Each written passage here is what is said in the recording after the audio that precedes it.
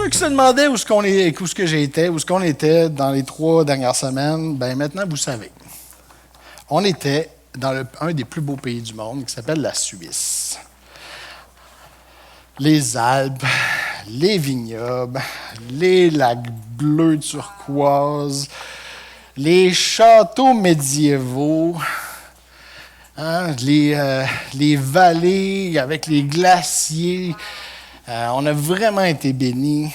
Et surtout, le chocolat, le fromage. Juste pour faire une blague à part, là, c'était une visite d'une chocolaterie, la chocolaterie Caillé. Là, à la fin, il y avait une dégustation gratuite, mais ils ne fournissaient pas le lait. Hein. Tu es à moitié de la dégustation, puis tu as la bouche pleine de chocolat. Je suis plus capable. Je dis à la fin dans du comptoir, au milieu, il faudrait mettre un verre de lait. Là. Ah oui, c'était beau. Puis surtout, les vaches avec des cloches. Ah ouais, les typiques vaches, là, ils ont toutes des cloches, les vaches, les chèvres. Fait que c'était vraiment beau. C'est un pays de cartes postales. Partout où tu regardes, il y a des cartes. C'est une carte postale.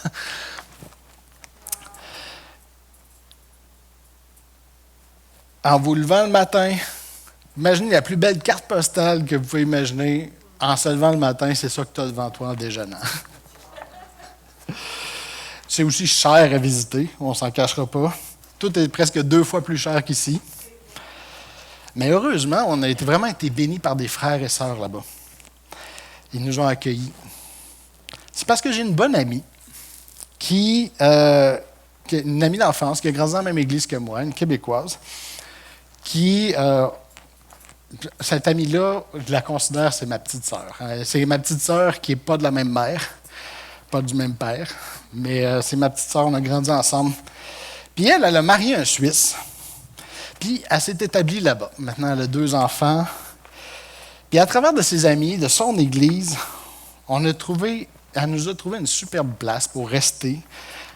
C'est un couple chrétien dans son église. Ils ont une villa à Launay, proche de Lausanne, avec une vue sur le lac Le Mans. Puis quand on déjeunait le matin, on regardait les Alpes françaises en face, puis on voyait le Mont Blanc à travers. Là. Donc, c'était vraiment beau. Puis elle nous a même déniché à travers des chrétiens de son église, quelqu'un qui avait là-bas, qui nous a loué pour pas cher, un chalet dans les Alpes, dans un mont à 2000 mètres d'altitude. Pendant 2 jours, on était assis là, puis on déjeunait le matin, puis avec notre Bible, on regardait, puis on avait une montagne de 3500 mètres en avant de nous. C'est avec le glacier dans la montagne. Ça, c'était vraiment superbe. Puis tout ça pour des pinottes. Fait que naturellement, bénis comme ça, on ne peut pas ne pas visiter leur église. Pour rencontrer les gens qui nous ont bénis, pour connaître ces gens-là qui nous ont bénis. Puis je veux vous dire que les pasteurs, on a une petite déformation professionnelle. C'est qu'on n'est pas capable de visiter une nouvelle église sans observer comment ils font ça. Comment ils fonctionnent. Qu'est-ce qu'on pourrait prendre en note qui est une bonne idée qu'on pourrait voir si ça peut fonctionner dans notre Église, pour améliorer notre Église. Puis, ils ont vraiment une belle Église. Puis, vous savez, en ce moment, il y a un réveil mondial qui se prépare. Là. Mais c'est même pas, on ne dit pas ça en l'air, là, c'est réel. Là. Il y a vraiment, les gens rentrent dans l'Église, puis de nulle part. Puis là-bas, leur Église, j'ai dit à mon ami, je dis, hey, t'es vraiment belle ton église, mais il me semble que j'ai pas eu l'impression qu'il n'y a personne qui est venu me voir pour me souhaiter la bienvenue, qui a dit t'es un nouveau. Il a comme fallu que j'aille vers les gens. Elle dit ils font pas exprès, mais c'est parce qu'on a tellement de nouveaux qu'on a de la misère à savoir qui est nouveau. L'église est tellement pleine qu'il y a du monde debout en arrière. Là. Et j'ai beaucoup aimé la réunion du dimanche. Comme je dis, l'Église était bondée de gens de tous les âges. Il y a un réveil parmi la jeune génération. C'était plein de jeunes familles. Puis à la fin de la réunion, on nous a invités à nous joindre aux autres dans une salle à l'arrière pour l'apéro. On servait du vin à tout le monde, gratuitement, chaque semaine après l'Église. Limite de 3 coupes par personne.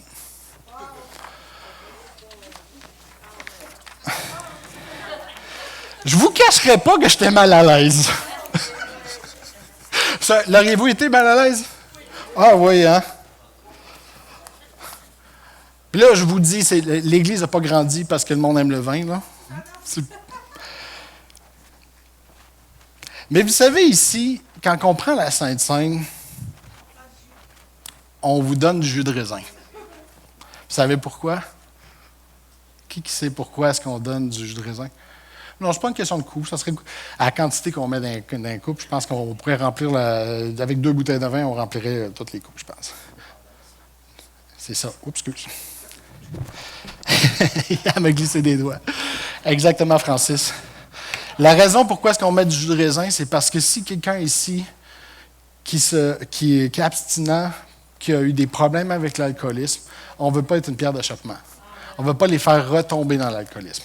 C'est le principe. Parce que Jésus, oui, il a pris le dernier repas avec du vin. Puis même qu'on a l'apôtre Paul qui conseille à Timothée de prendre une petite coupe de vin rouge à tous les jours pour son estomac. Si vous ne me croyez pas, vous irez voir. Je n'ai pas la référence, là, mais c'est dans Timothée. Dans la culture juive, tout le monde prenait du vin. Le vin est un petit peu moins fort qu'aujourd'hui, là. Mais c'était normal. Avec tous les repas, on prenait du vin. Fait que, nous, on prend la Sainte Seine avec du jus de raisin pour ne pas faire chuter quelqu'un qui a un problème d'alcoolique. Puis eux, ils servent 3 coupes de vin à n'importe quelle semaine, à n'importe qui à la fin de l'église, gratuitement. Fait qu'après ça, j'en ai parlé à mon amie québécoise. Je me dis, ça m'a troublé. Je me dis, puis elle dit, moi aussi, honnêtement, ça me trouble. Puis elle dit, j'ai déjà questionné mon pasteur là-dessus. Puis mon pasteur, il m'a tout simplement répondu, tout naturel. Il dit, ouais, on sait, mais c'est notre péché culturel. Oh! Fait que ce matin, le but de mon message, c'est pas de condamner les chrétiens suisses. OK? Notre frère Sébastien Liétard, es-tu là ce matin? Oui. Hein? Je pense que tu peux comprendre peut-être dans la culture, il n'y a rien là, servir. Il n'y a pas un bon repas qui se prend sans une coupe de vin. On vivait dans la villa, puis l'autre bord de la rue, c'était des vignobles. Il y avait des rangées de vignobles, puis il y avait la maison, style de la Provence, là, superbe, avec le toit en terracotta et tout ça, en haut. Le vin fait partie de leur culture de génération en génération. Tout le monde en boit, tu sais. Fait que c'est profondément culturel. Mon but, c'est pas non plus de promouvoir la pratique ici, là. Je veux juste que ça soit clair, là. On ne commencera pas à servir du vin. OK. Je ne suis pas à l'aise avec l'idée de servir du vin dans l'Église. Mais ce matin, je veux qu'on réfléchisse au terme que le pasteur a utilisé. Un péché culturel. Qu'est-ce qu'il voulait dire?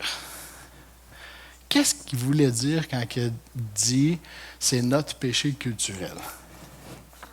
Premièrement, il a utilisé le mot « péché ». Vous savez, le mot « péché », ça veut dire manquer le but, passer à côté de la cible.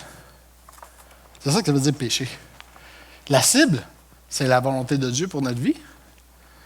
Manquer la cible, c'est passer à côté du plan de Dieu. C'est ça un péché. Ça veut dire que le pasteur, quand il dit ça, il est parfaitement conscient que ce n'est pas une bonne chose de faire ça, que ce n'est pas l'idéal, qu'il y a un danger là-dedans. Mais après ça, il utilise le mot « culturel », comme si ça expliquait ou ça justifiait d'encourager la consommation d'alcool à l'Église.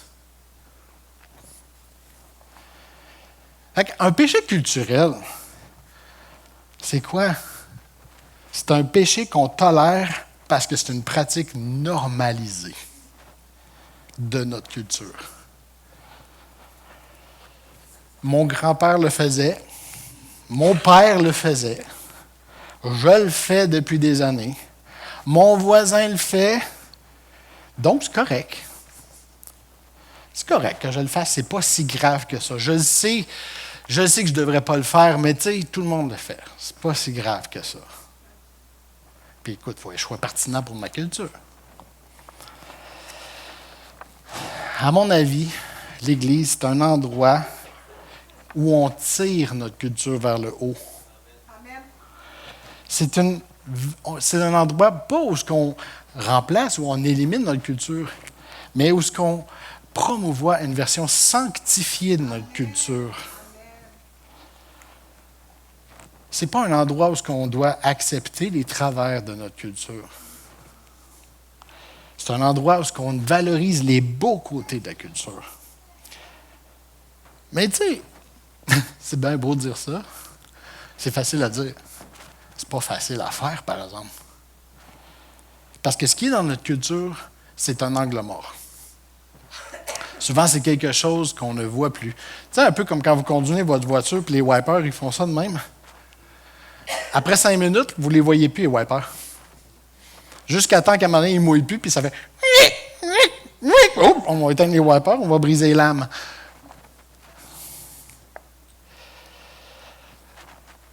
C'est pas facile à faire parce que c'est souvent des zones grises pour nous autres. Puis souvent, dans les zones grises, c'est là qu'on a des désaccords. Qu'est-ce qui est une bonne chose à garder de la culture, puis qu'est-ce qui ne l'est pas? C'est là que souvent on a des conflits, des désaccords, des visions différentes. Je pense qu'ici, on est tous d'accord qu'on ne devrait peut-être pas commencer à servir de la Bud Light en sortant de l'église. Hein? On est tous clairs. Ça c'est pas un travers de la culture qu'on a de la misère à comprendre. OK? Mais il y a des affaires qui sont un petit peu plus ambiguës. Là.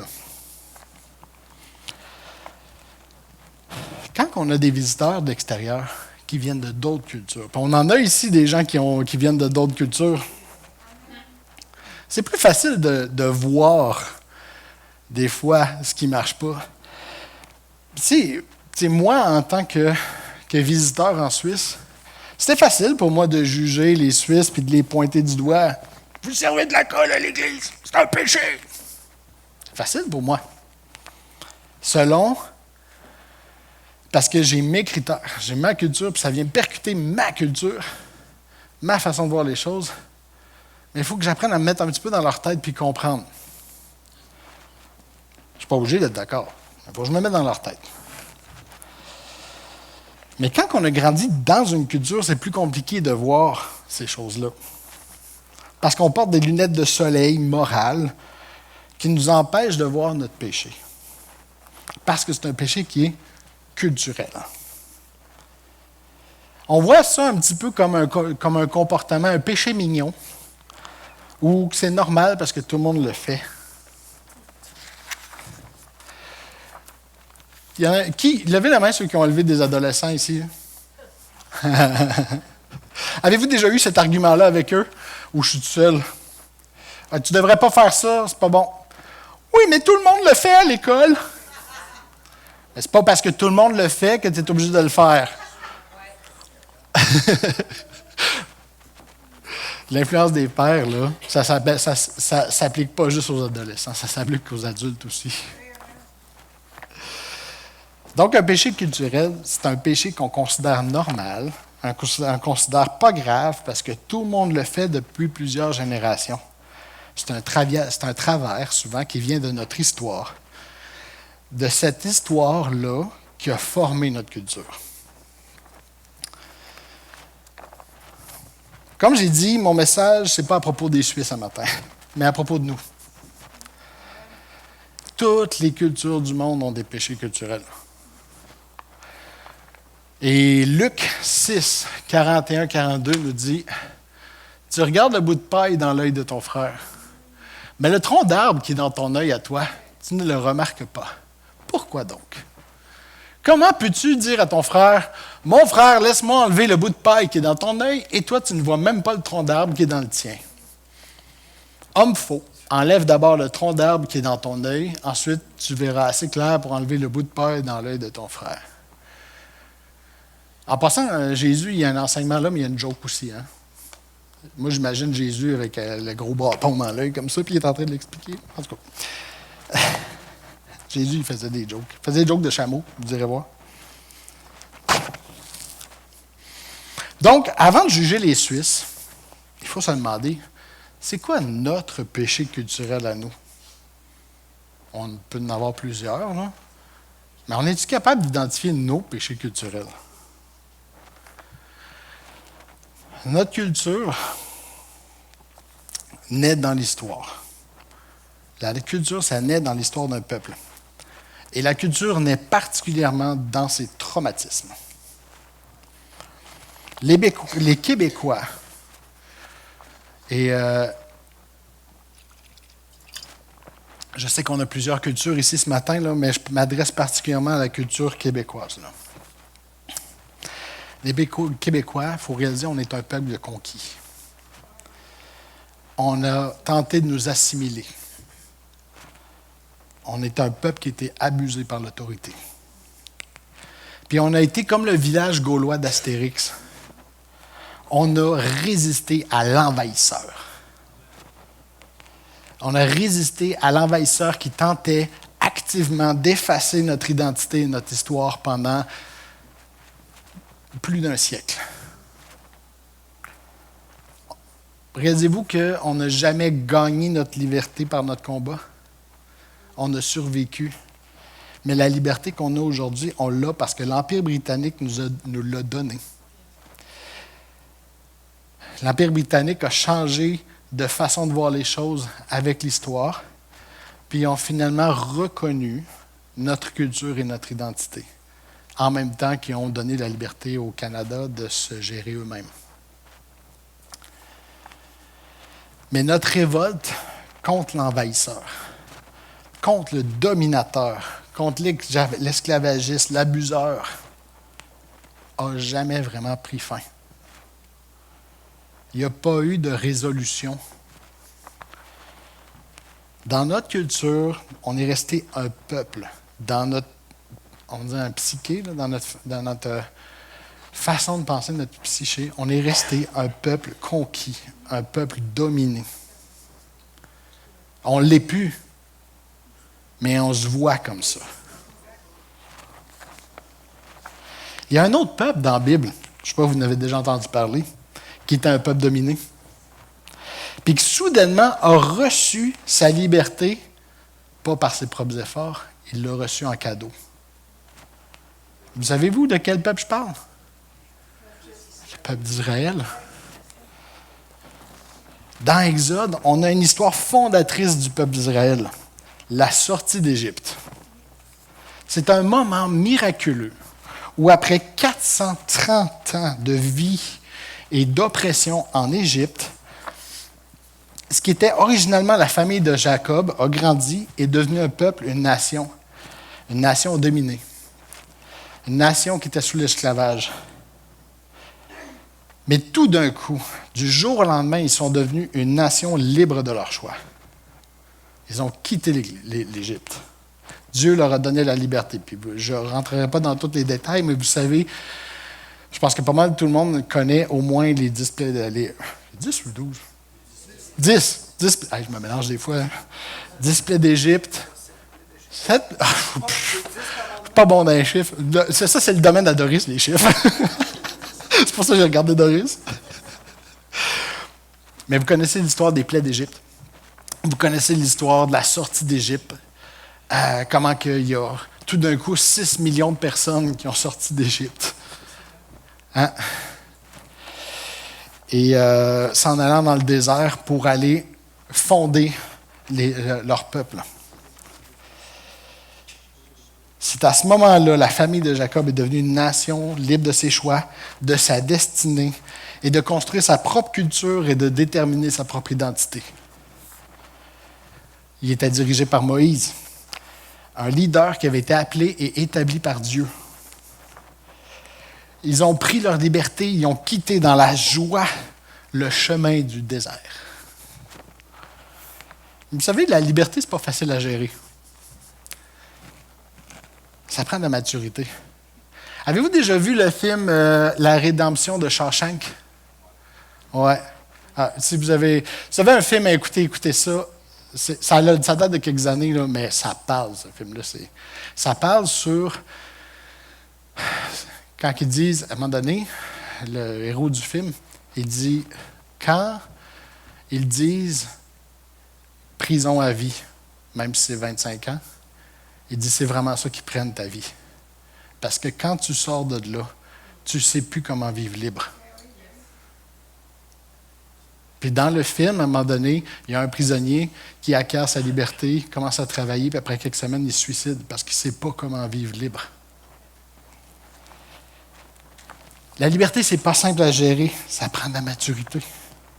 Donner à des jeunes enfants leur liberté entière, puis ça va-tu bien se passer? Non. Ils vont se faire du mal. On va avancer quelques semaines après la sortie d'Égypte. Le peuple a traversé le désert en 40 jours à pied. Et c'était tout un 40 jours. Pensez-y, là. Vous sortez, vous étiez un esclave. Et en 40 jours, il se passe le mont Sinaï, le veau d'or, la traversée de la mer Rouge, l'attaque des Amalécites et plein d'autres péripéties comme ça, effrayantes, où ils ont peur, ils ont la victoire. Ils font une erreur, ils se font corriger. Et Moïse reçoit des révélations de Dieu, établit les lois rituelles, les lois sociales, établit toutes les bases d'une société en 40 jours. Hey, j'ai de la misère, moi, à finir un travail. J'ai rénové ma salle de bain, ça fait 2 ans, je n'ai pas fini. Eux autres ont établi un peuple en 40 jours. Hey, ça a dû brasser, là. Ça l'a brassé, on le voit dans la Bible. Fait que pendant cette traversée, Dieu a donné la loi au Sinaï au travers de Moïse. C'était la fondation religieuse, la fondation légale, morale de la nouvelle culture juive. Quand ils vont arriver dans Terre promise, c'est comme ça qu'ils doivent vivre. Changer des habitudes d'une vie, là, ça prend du temps. Tu sais, tu peux mettre des lois sur quelqu'un, mais avant que la personne l'accepte et que la personne commence à se comporter comme ça, ce n'est pas instantané. Là. Et là, ils arrivent devant la terre promise, ils prennent peur et ils refusent de rentrer. Vous la connaissez, cette histoire-là? Ils envoient les espions. Il y en a 10 qui reviennent. Ils disent, c'est même trop dangereux, on ne peut pas aller là. Il y a des géants dans le pays, puis il y en a 2 qui sont Josué et Caleb, qui disent, non, on est capable. Mais ils refusent, le peuple prend peur, il refuse de rentrer. Puis Dieu va les punir pour ça, il va dire, d'abord, virez de bord, vous allez vous promener 40 ans dans le désert, retournez dans le désert. Puis c'était pas facile, 40 jours dans le désert, ce qu'ils viennent de vivre, là. Puis Dieu, il dit, vous allez leur faire, mais 40 ans de temps. C'est vos enfants qui vont rentrer. Fait qu'ils vont regretter. Puis, vous irez voir dans le Nombre 14, 39 à 44, là, je ne le mettrai pas en avant, là, voir confirmer ce que je dis, mais ils vont regretter. Puis, malgré l'ordre de Dieu de retourner dans le désert, ils vont désobéir une deuxième fois, puis ils vont décider d'attaquer pareil. Mais Moïse va leur dire, vous n'avez pas Dieu avec vous, Dieu vous a dit retourner dans le désert, et ils vont se faire battre. Vous irez voir, dans 14, 39 à 44. Mais sans Moïse, ils vont perdre. Sans l'appui de Dieu, ils vont perdre. Puis là, 40 jours plus tôt, là, je vous rappelle, c'était la gloire. Là, ils sortaient d'Égypte. C'était la fête. Mais là, ça va vraiment plus bien. Là. Ça va vraiment pas bien. Et là, le chiolage contre l'autorité, Moïse puis Aaron, atteint son paroxysme. Moïse et Aaron deviennent, aux yeux d'une frange du peuple, les seuls responsables de leurs problèmes. Si ça va mal, c'est juste un problème de leadership. Puis le chiolage augmente jusqu'à atteindre un niveau de révolte ouverte. Il y a un homme qui s'appelle Coré, qui est un lévite. Vous savez, c'est quoi un lévite? C'est quelqu'un à qui on avait donné la responsabilité dans le culte de l'Éternel.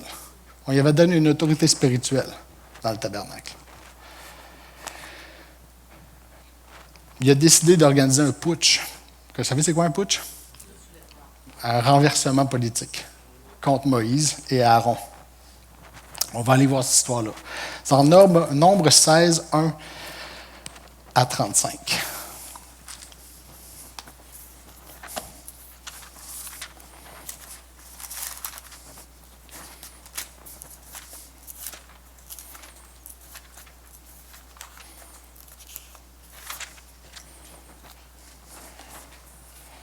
Un Lévite, appelé Coré, fils d'Issar, de la famille des Kéhatites, entraîne Dathan, Abiram et On contre Moïse.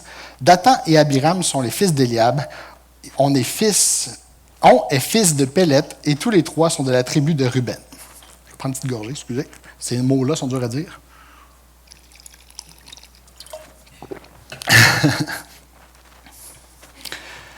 Il s'oppose à Moïse avec 250 autres Israélites, des chefs de la communauté et des délégués de l'Assemblée des notables.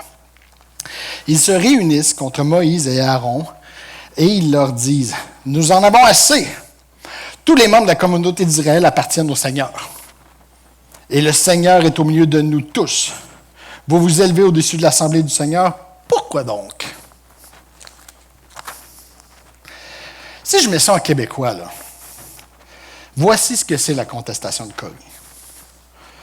Moïse et Aaron, c'est des frères.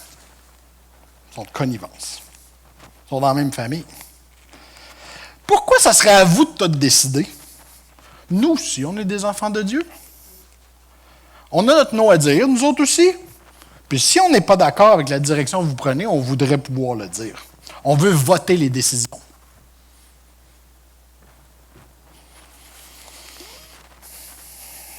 Verset 4. Quand Moïse entend ces critiques, il se jette à terre. Puis il dit à Coré et à toute la bande, « Demain matin, le Seigneur fera connaître celui qui est à lui, qui lui appartient et qui veut s'approcher de lui. Il laissera venir auprès de lui celui qu'il a choisi. Voici ce que vous allez faire, vous, Coré et ta bande, prenez des brûle-parfums. Demain, vous y mettrez des charbons brûlants. Vous mettrez de l'encens dessus en présence du Seigneur. Alors on verra bien l'homme que le Seigneur choisira. C'est celui-là qui lui appartient. Moi, j'en ai assez de vous, les Lévites. » Moïse répond, là, « Je suis plus capable. Je suis plus capable de votre chiolage. Je suis brûlé bien raide. Donc, demain, c'est Dieu qui va régler ça.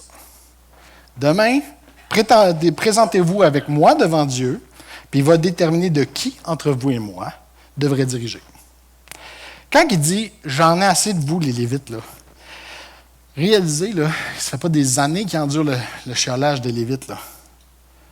Ça fait 2 semaines que la classe des Lévites existe à peu près. Ils viennent juste d'être établis. Là. Ça n'a pas été long que leur autorité spirituelle leur a monté à la tête. Là. Puis Moïse est déjà plus capable. Verset 8. Ensuite, Moïse dit encore à Coré, « Écoutez donc, vous les Lévites, le Seigneur Dieu d'Israël vous a mis à part parmi les autres Israélites. Avec son autorisation, vous pouvez approcher de lui.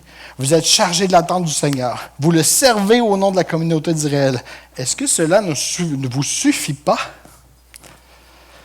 Le Seigneur vous a permis à toi, Coré, et à tous les frères Lévites de vous approcher de lui et vous réclamer en plus d'être prêtres. C'est ainsi que toi et ta bande vous révoltez contre le Seigneur. En effet, finalement, ce n'est pas contre Aaron que vous parlez. En plus, le rôle important que vous avez reçu, les Lévites, c'est de Dieu que vous l'avez reçu dans le but de servir et de bénir le peuple. Mon rôle et celui d'Aaron ont aussi été reçus de Dieu pour servir et pour bénir. Donc, en contestant notre autorité, en la plaçant au-dessus de ça, ce n'est pas contre moi puis contre Aaron que vous vous révoltez. C'est contre Dieu lui-même. Vous êtes en train de dire à Dieu que votre propre jugement de comment ça devrait fonctionner et de qui devrait diriger est meilleur que le jugement de Dieu. Vous voyez, tout comme Israël, on est un peuple qui a acquis sa liberté d'une autorité abusive, les Québécois. Pas par notre propre combat, mais comme une grâce. Mais notre cœur, et je parle de toute la nation d'Israël, de toute la nation québécoise, notre cœur est devenu un cœur rebelle. C'est ça notre péché culturel.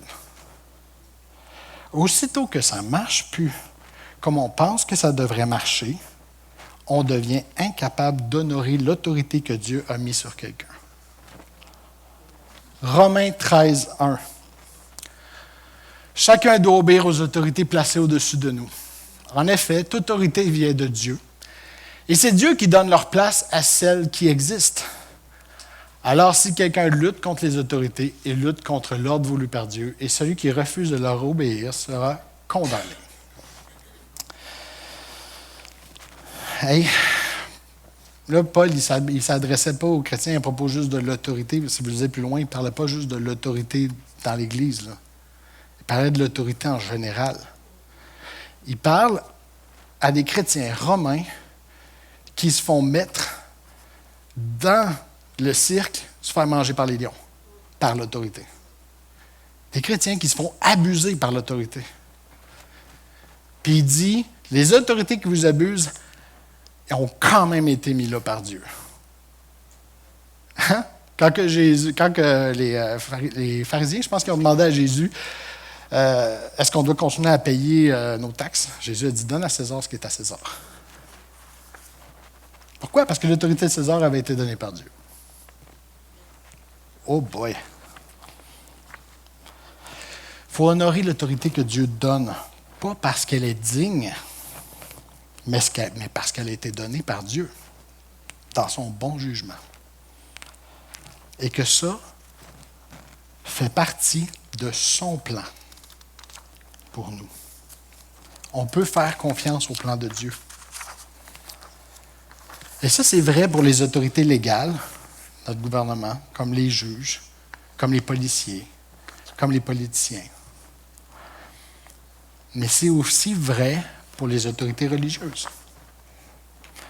Vous savez, j'ai grandi dans l'Église. J'ai peut-être juste 42 ans, mais ça fait 30 ans que je suis au Seigneur. J'ai vu des pasteurs qui ont fait des erreurs. Il y en a certains qui ont appris puis grandi.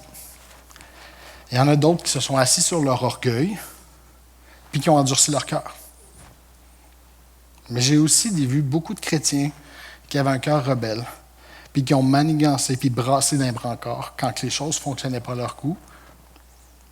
Puis la rébellion et la désobéissance sont nos péchés culturels qu'on tolère beaucoup trop longtemps dans nos églises au Québec.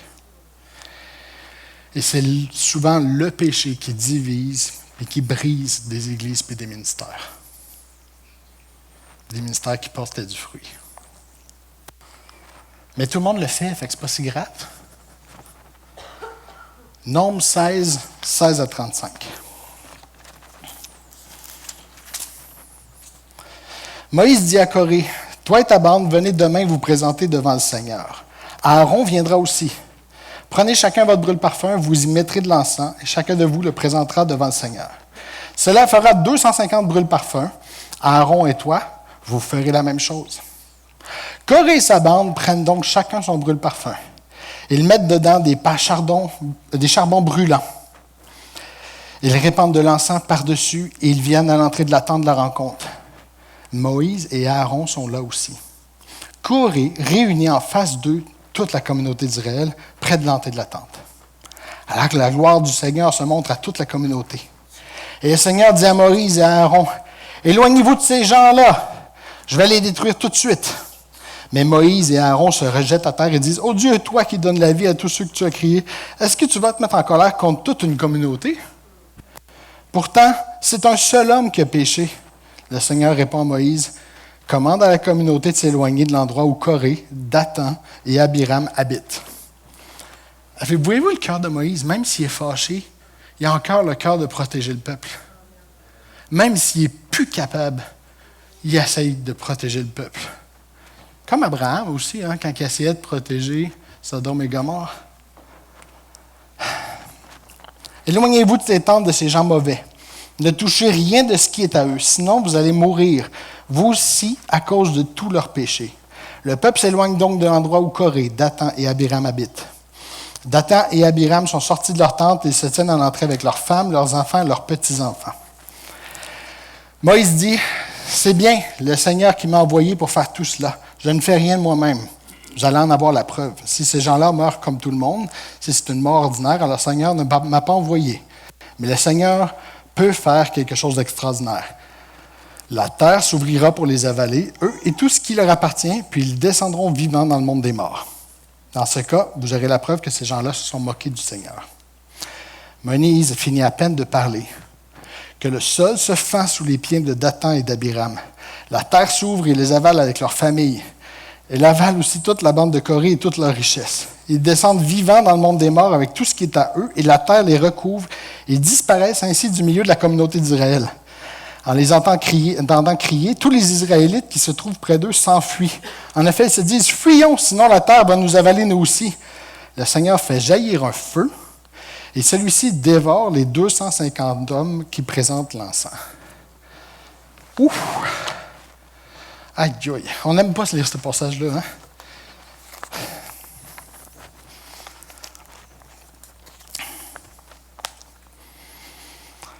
Dieu, il niaise pas avec la POC. Ouch. Dieu ne fera pas ça, là. Je ne m'attends pas à ce qu'il y ait des trous qui s'ouvrent ici au Québec pour avaler tous les gens qui sont rebelles, là. On vit sous la grâce, là. OK? Mais pour Dieu, la rébellion contre lui, c'est grave. C'était le péché d'Adam et Ève aussi, la rébellion contre Dieu.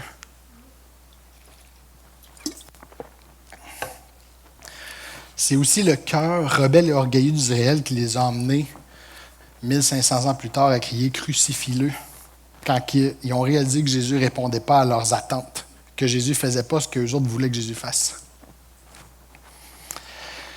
Il y avait une conception de ce que devrait être un Messie, puis Jésus ne répondait pas à cette conception-là. Fait que quelques jours après l'avoir accueilli en grand roi, ils ont crié « Crucifie-le ».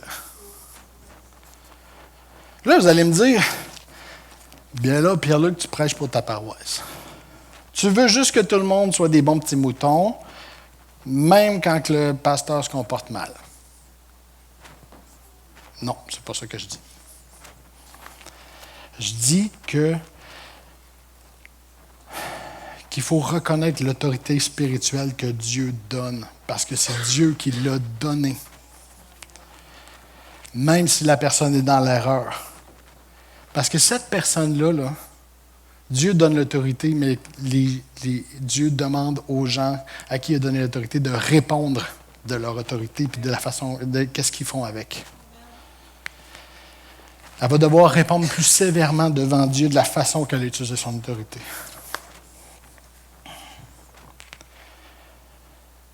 Est-ce que ça veut dire qu'il faut tout approuver et rien dire? On va voir un autre exemple dans la Bible. Quelqu'un qui vivait une grande injustice puis qui a su faire connaître la vérité tout en respectant l'autorité que Dieu a mise sur son agresseur. Samuel 24, verset 1.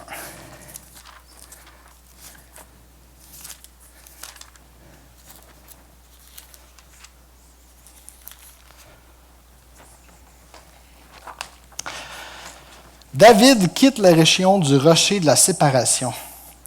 Il va s'installer près d'En-Guédi, dans un endroit élevé.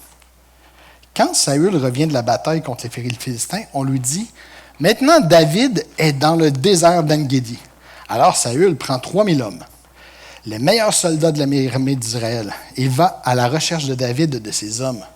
Ils sont en face des rochers au bouc sauvage. Saül passe près des parcs à moutons, au bord de la route. Il voit une grotte et il entre au fond pour se soulager. Il rentre là pour se soulager.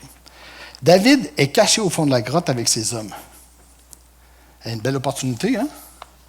Le gars qui voulait le tuer, tout d'un coup, il s'en va aux toilettes, en plein ce qui est caché. Celui-ci lui dit « Voici le moment annoncé par le Seigneur.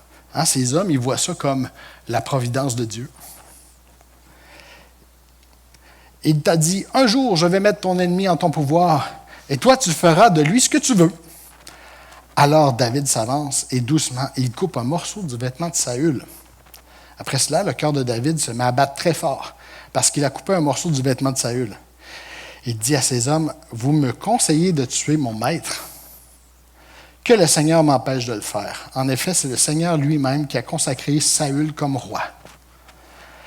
Par ces paroles, David arrête ses hommes. Il ne leur permet pas d'attaquer Saül. Alors Saül quitte la grotte et il reprend la route. David sort de la grotte après lui, puis il se met à crier « Mon maître, mon roi !» Saül regarde derrière lui. David s'incline profondément jusqu'à terre devant lui. Il se met à genoux et il se prosterne. Ensuite, il dit au roi, « Certains disent que je cherche à te faire du mal. Pourquoi est-ce que tu écoutes ces gens-là? Tu le vois maintenant de tes yeux, aujourd'hui dans la grotte, le Seigneur t'a livré à moi. Mes hommes m'ont conseillé de te tuer. Mais j'ai eu pitié de toi et j'ai dit, je ne ferai pas mourir, toi, mon maître. En effet, c'est le Seigneur qui t'a consacré comme roi.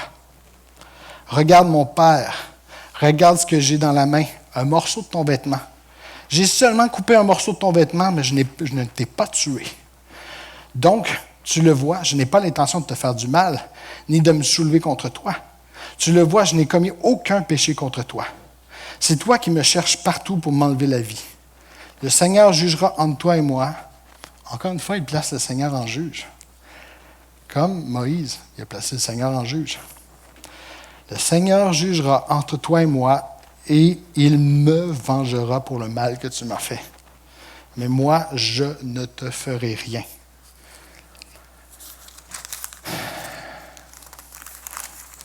Tu connais le vieux proverbe, la méchanceté vient des méchants, donc je ne te ferai aucun mal. Toi, le roi d'Israël, tu essaies de combattre contre qui? Tu poursuis qui? Moi, je ne suis qu'un chien mort, une simple puce. Eh bien, le Seigneur jugera entre toi et moi. Il va examiner l'affaire et me défendre. Il me donnera raison et il me délivrera de tes attaques. Quand David finit de parler, Saül lui demande, « Mon fils David. » Mon fils, c'est un drôle de terme pour quelqu'un que tu t'apprêtes à tuer. Hein? Mon fils David, c'est bien toi qui me parles. Puis Saül commence à pleurer très fort. Saül continue. C'est toi qui as raison et c'est moi, j'ai tort. Tu m'as fait du bien et moi je t'ai fait du mal. Aujourd'hui, je t'ai montré ta bonté tu as montré ta bonté envers moi. Oui, le Seigneur m'a livré à toi, mais tu ne m'as pas tué. D'habitude, quand quelqu'un rencontre son ennemi, est-ce qu'il le laisse continuer tranquillement sa route? Jamais. Que le Seigneur te récompense pour le bien que tu m'as fait aujourd'hui. Maintenant, je le sais, un jour tu seras roi. Le pouvoir en royal en Israël restera entre tes mains. Jure-moi donc ceci au nom du Seigneur. Après ma mort, tu ne tueras pas les membres de ma famille. Ainsi, on se souviendra de moi et de ma famille. David fait ce serment à Saül. Ensuite, Saül retourne chez lui. David et ses hommes repartent dans la montagne où ils étaient cachés. Je veux juste souligner ici en parenthèse que David a honoré. David a trouvé un descendant survivant. Parce qu'il y a eu malheureusement, malgré David, il y a eu un putsch contre Saül, puis toute sa famille est assassinée, mais David a trouvé un survivant qui était handicapé, puis il l'a fait vivre dans son palais jusqu'à la fin de ses jours. Il a honoré sa promesse à Saül. Le contexte ici, pour ceux qui ne connaissent pas trop l'histoire, là, c'est que Saül, c'était le roi d'Israël. Puis David a reçu... vous pouvez aller voir ça dans Samuel 15-16. Saül a péché contre Dieu, il s'est rebellé contre Dieu, il a pris une position qui ne lui appartenait pas, et Dieu lui a enlevé l'onction de roi, puis il l'a mis sur David.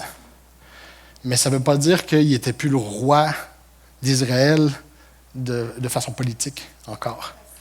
Alors, il a continué, mais là, il est devenu jaloux de David, puis il a commencé à le poursuivre pour l'assassiner. Puis David, quand il est arrivé à ce moment-là, C'est un point tournant. Vous savez, Saül est totalement indigne de son rôle de roi à ce moment-là, qu'il a reçu de Dieu. Puis c'est pour cette raison-là que Dieu lui a retiré l'onction. Mais David reconnaît que ce n'est pas à lui de prendre en main le pouvoir. Ce n'est pas à lui de prendre en main l'appel que Dieu a mis sur sa vie. Que la justice ne lui appartient pas. C'est à Dieu de faire justice. C'est à Dieu de lui donner le pouvoir à sa façon, à son moment.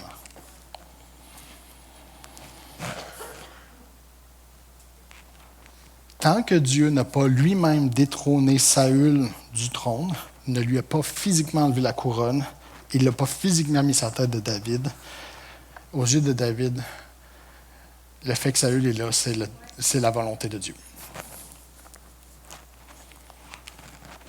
Et le faire lui-même de détrôner Saül, ça serait une rébellion contre Dieu. Ça, il l'a compris. Mais David, regardez, il ne se soumet pas au désir meurtrier de Saül. Il ne s'est pas placé, il n'a pas dit à Saül, tu es l'onction de Dieu, alors je me livre à toi, tu peux me tuer. Il n'a pas fait ça. Il savait que ce n'était pas le plan de Dieu. Il s'est quand même opposé, puis il a dit, tu n'es pas correct. Il a dit à Saül, tu n'as pas d'affaire à m'attaquer, je ne t'ai rien fait. Mais en ayant une attitude de soumission, d'humilité, puis de reconnaître la place de Dieu, à ce moment-là, il a gagné la victoire sur Saül, mais pas une victoire physique, une victoire morale et spirituelle. Saül n'a pas eu d'autre choix de se soumettre et de reconnaître que David était maintenant le nouveau roi.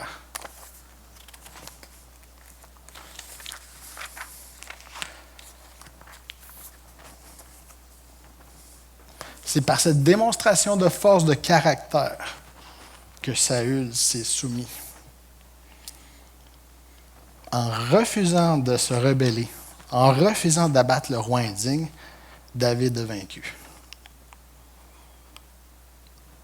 Donc, en tant que peuple québécois, en tant qu'Église, soyons pas rebelles à l'autorité. Soyons des encourageurs sages qui ont une force de caractère puis une humilité qui cherche à la volonté de Dieu, cherche à suivre la volonté de Dieu plutôt que de faire la volonté à la place de Dieu. Dieu n'a pas besoin qu'on le défende. Dieu n'a pas besoin d'être capable de se défendre tout seul. Ne cherchons pas à abattre les autorités. Cherchons à les encourager, à les influencer dans la volonté de Dieu. Notre combat ne se mène pas sur l'arène politique et de pouvoir. Notre combat se mène avec Dieu dans la prière. Dieu n'a pas besoin qu'on le défende. Il est capable de se défendre tout seul. Mais Dieu veut qu'on participe à son plan en lui faisant pleinement confiance. Je vais inviter les musiciens.